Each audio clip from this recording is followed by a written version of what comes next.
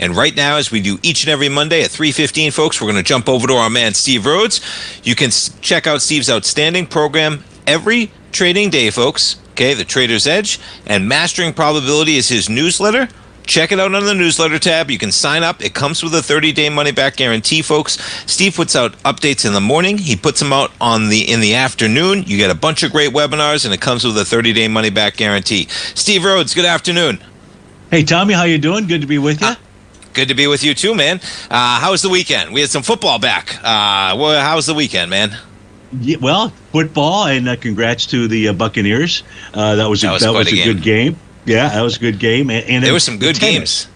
Yeah, there were great football games for sure, but the tennis was just, I've been to the U.S. Open a couple of different times, and it's just a great environment to be there. But this year's games were so great. I don't know if you caught, so yesterday catching the I watched some of it. Go ahead. Yeah. Go ahead, please. It's kind of hard going back and forth because, those guys are so good.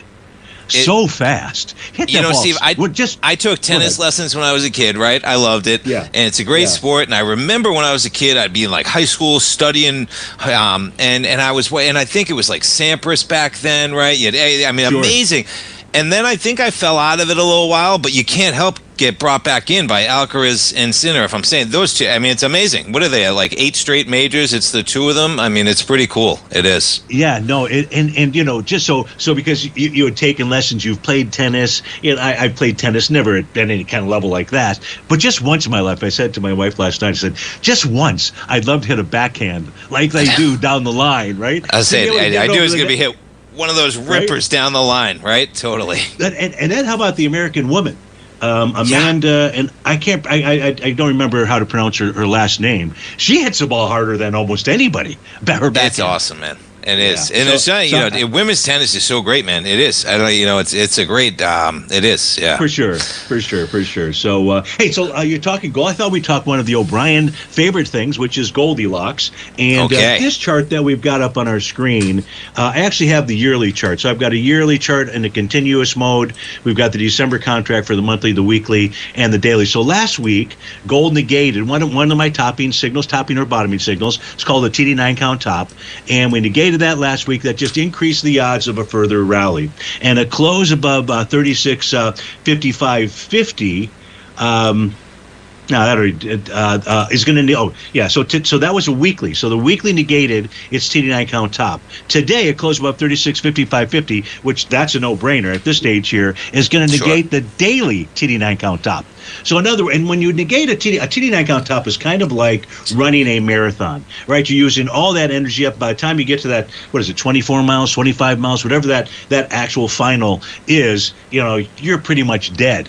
And the TD9 counts kind of work the same way, or think of them in the same format. But here, when you form a top and then you take it out that next day, just tells you there's a ton of strength that is left. When we look at the weekly chart, the yearly chart, look at this wide-ranging bar for 2025.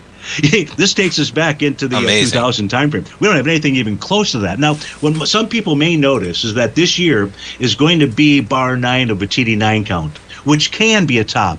But if we look back at gold and we take a look we had this 12-year run up into the 2011-2012 timeframe, and the high came on the bar following bar number 9. So this is a signal that we may see that same pattern. That means we're going to see higher prices even next year. What do you think about that? I like that, man. Let's do it. And Steve, I don't know if you heard the beginning of the program. Those moves, and I was writing the gold report today, man, there was just a tremendous amount of volume across the board. Gold had been waning a bit, but I was like, man, as hard as it is to say, this is wild. We got some legs here. Let me show you why. Let me show you why. So first, gold's trading in its most favorable seasonal cycle. This is a 57-year chart, and once we get into July, basically gold continues to move higher to sideways. So that's the 57-year cycle. And I'll get back to the reason why gold's had volume and was moving up in just a moment. This is the monthly chart for gold, and it suggests a run for the 34.78.59 level. That is a 1 to 1.618 A to B equals CD pattern, taking us back to the low in 1998 when gold was at 253. Wow. So that becomes a price target.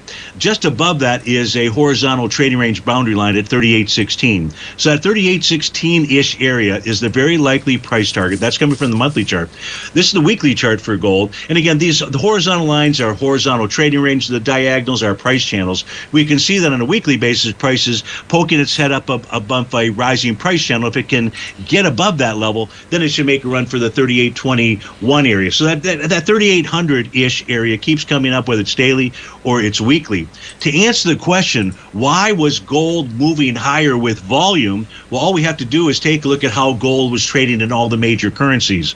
And gold, even today, so let's just take a look at today. Today, gold's made a new all-time high in every single major currency, except for really, and not that the Russian ruble is a major currency out there, but I put that in there. And we're even back to the swing point of its all-time high.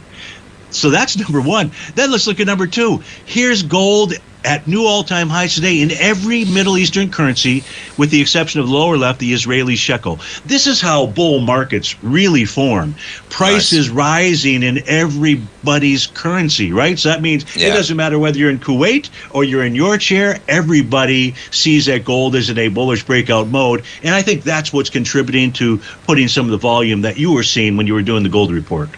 Pretty cool, man. Pretty cool. I mean, look at those charts, right? I mean, this thing, and you're talking about the 1 to 1.618. It's amazing how those things always line up, in so many different Fibonacci levels when we get these types of expansions. And boy, we have some expansions going, of course. We do. And so when we take a look at this, we take a look at gold, and then we go take a look at how the Dow is trading.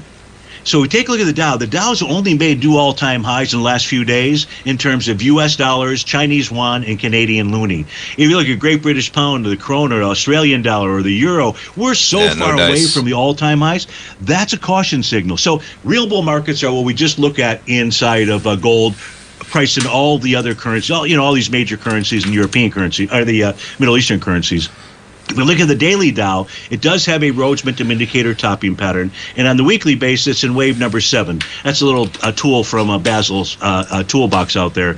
And if we don't get a higher, if at the end of the week, this coming Friday, if we do not take out last Friday's high, we will have a top there. And I would say that at that stage, that gold should pull back to its oscillator and change line, which right now is printed about 44,949. But if gold closes below the monthly oscillator and change line, similar level, 44,949 out there. In fact, it's the exact same level. If we get below that, that will tell us that the Dow has lost momentum. And if you look down here at the very bottom panel, you'll see that we have been higher for 4 consecutive months. 4 to 5 months is pretty much the extension of a rally out there before we get a 1 to 2 month pullback out here. So we really want to watch this 44,949. The Dow is saying caution. It's absolutely saying caution out there. Here's another reason to be concerned about the Dow. This is its 128-year seasonal cycle. Today is supposed to be a top.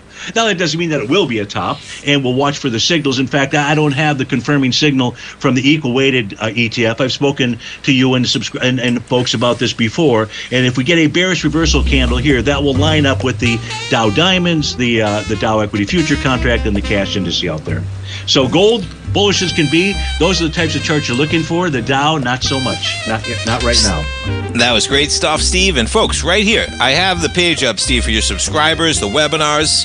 Steve, you have such great webinars in there. One of them, the TD Setup 9 count. Folks, check out Mastering Probability. Steve, thanks so much, man. We look forward to the program tomorrow at 11. Have a great night. Take care.